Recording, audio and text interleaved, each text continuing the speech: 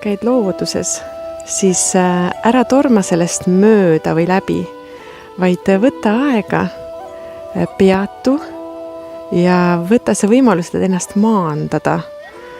Et just nagu sõna isegi ütleb maa, saa ühendust maaga ja tunne, kuidas sa oled 2 jalaga maa peal. See on väga rahustav ja toob tagasi siia reaalsusesse oma mõtetest.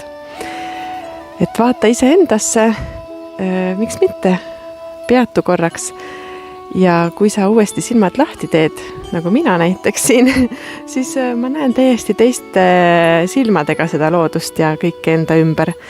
Ja kui sa sellesse nagu aeglaselt sisse lähed loodusesse, siis ta võtab sind vastu ja pane tähele märke. Näiteks mina tulin, siin oli ka suur tuul ja nagu kõle ja praegu tuli päike välja.